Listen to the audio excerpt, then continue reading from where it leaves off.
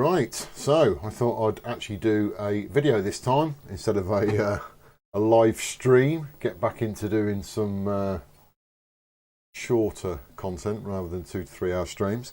Anyway, let's get down to brass tacks. What are we here for? Well, you'll notice that by the, or you'll appreciate that based on the title of this video, and it is to do with the NeoCD SD loader. So I have one of these. Shown this before on a previous video quite some time ago.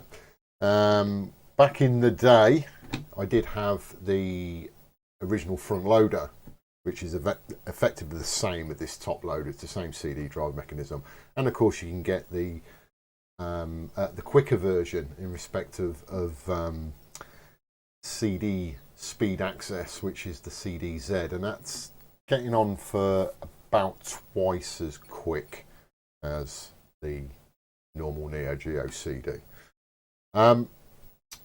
Now, there has been a device. I'm not actually sure how long this has been out for, but you can get a SD card add-on for the Neogeo CD, and I think it only works on the, I'm not sure actually, let's just have a quick look. I'm not sure whether it's just the, oh no, right, okay. So this device does work on the front loader, the Mark 1, and it does work on the top loader. It will not work at the moment on the CDZ. And the device itself is made by a guy called Furrtek, or at least that's what he goes by. Furrtek, F-U-R-R-T-E-K, and he has got a website. So if you search for Furrtek, you should be able to locate the website where he's selling these devices, and he does them in batches. And I believe that he is on the last batch now, which fortunately for the people that are looking to purchase one from him now, they've been reduced in price slightly by €10. So you can actually buy them now for €65, or at least you can go on the waiting list to see whether or not you can buy one. But they're going to be €65. So I paid 75 for mine. Again, for the type of device it is and the low numbers I assume that are being produced, that's a pretty good deal, to be fair, especially considering what it does, you know, for the Neogeo CD. Now, I also understand that if you don't manage to bag one of these in the last batch that I think he's going to run, he is then going to make the design open source, so effectively it will go to the public domain, so anybody can produce the hardware. Then effectively, he has he's retained it up until now, as far as I'm aware, to recoup his costs in respect to development and so forth. So you know, but it's not an expensive device even now. So I suppose the real advantage of this device is to have all the library on a CD, on an SD card, so you can instantly load it up, or you've got it to access in a simple and central repository. You haven't got to keep getting your CDs out. You can protect your CD drive, etc. You can actually wire it up so you can have your CD drive working at the same time as the SD card module. I haven't done that for this. I've actually disconnected the CD drive. It's still in there, so when you open it up, you still see the CD. That needs a bit of a clean. You can still see the CD drive in there. Just get the light on it. There you go.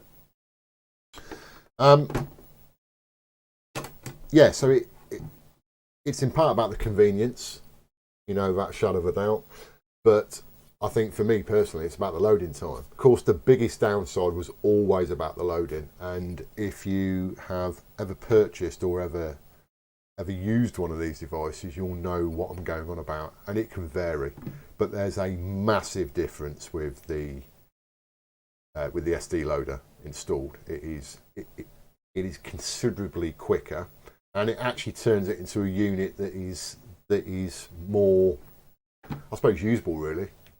You're more inclined to use it. Just before we go on to actually me showing you that in respect to the loading times, because I think that's the most important thing. Now, but before I go on to that, there's something else I've got to mention. But what I did want to do was actually show you guys how I fitted it and what was involved in fitting. But I'm going to be totally honest, I made such a pig's ear of the soldering. I will never ever sell this console for fear of somebody buying it and actually taking it apart, a bit of fluff, and doing a video of it on YouTube, because it is a okay, it's not a horror story in there, but it's not my finest hour. Unfortunately, or fortunately, but it is what it is when you install this mod, you have to lift a leg on one of the ICs and solder off that leg and off the track that the leg was attached to. I hadn't soldered for quite some time, several months, and I was using a new soldering iron, and I was a bit wary about how much heat I should put in the tip when I was on the IC. I didn't want to damage the IC. Where it transpired that I didn't get enough heat in the leg, and when I lifted the leg up, it lifted the track with it. What an idiot! I managed to salvage it, but then when I was messing around trying to fit everything into the console, I actually pulled on the wire that was on the leg. So you have to bend the leg up over the top of the edge of the IC, and I'd pulled the wire, and I nearly pulled the leg off. I did damage the leg. It was, I don't know how much of the metal was left on the leg connecting it to the IC, but it was like a hair's width of pin material. So I quickly grabbed me my glue gun, my hot glue, and basically just fixed it into place. So it doesn't look pretty. It works. It's absolutely fine. But there was no way I was going to show that on YouTube. Christ. Yeah, that was biblically bad. So that is the downside to it in respect of the install. It's not like a normal mode install. You know, if you look at the mode for the Dreamcast or whatever, or GDMU, it's pretty much plug and play. This isn't plug and play. You do have to do some soldering, and it can be a bit finicky. I should have done a bit more practicing before I attempted it, because I hadn't done any soldering for a while. I needed to get used to the soldering iron. But anyway, such is life. Right, so what I'm going to do now is I'm just going to give you a quick demo of this device in respect to the loading times, what the menu looks like. And again, if you use any sort of SD card device, they're all they all pretty much do the same kind of thing. So we have it all plugged in, as you can see. Here's the main menu. Again, pretty much standard fare. You know, you can do some configuration on the menu screen, but it's all very basic in respect of the look and feel of it, which I like for these kind of devices. I don't want it to be over complex. Now, if we look at, I think a good example here is I'm just looking at my checklist up here. So Samurai Showdown 2 is one of the games that is pretty long getting actually into the menu to begin with, just actually getting into the game. It's not too bad once you get in there, but it's like 58 seconds on a single speed NeoCD. So it will be somewhat quicker on the CDZ. It won't be quite 50% of 58 seconds, but it'll be getting on for that. But this game on the SD loader does it in about 18 seconds from actually starting to load the game up, so you choose it off the menu to the point that you get the menu within the game. That normally takes 58 seconds. That is a massive speed increase.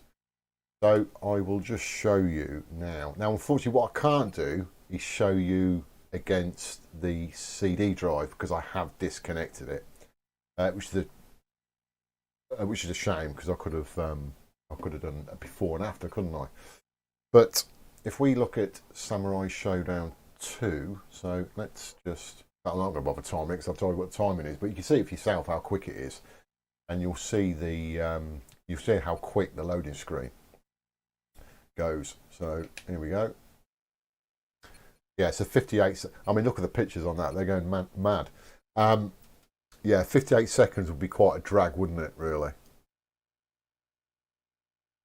But this literally takes 18 seconds, and this is the worst initial loading game, and then you're into it. I think it's 22 seconds. What's it saying? Loading fight 1 is 22 seconds, so this should be what I reckon. Oh, 8 seconds. Oh shit, straight in that was. What happened there? Oh, here we go. There. Right, that's 22 seconds normally. That was quick. So, and everything else works exactly as it does on the normal NeoCD. The only thing that you will greatly notice is the loading times. But everything else works exactly the same, which is brilliant. I mean, like I said, well, especially now for €65, what's that? £55, plus postage and packaging. So, and it's really easy to get out of the game that you're in. You just press select and start, and you go down to quick game. You do cheats and dip switch settings and all sorts. We got another real pain in the backside loader. I mean, Last Resort takes 38 seconds.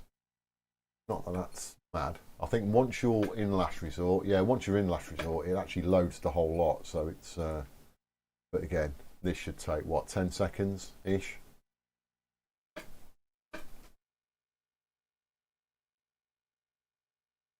Monkey's going mad.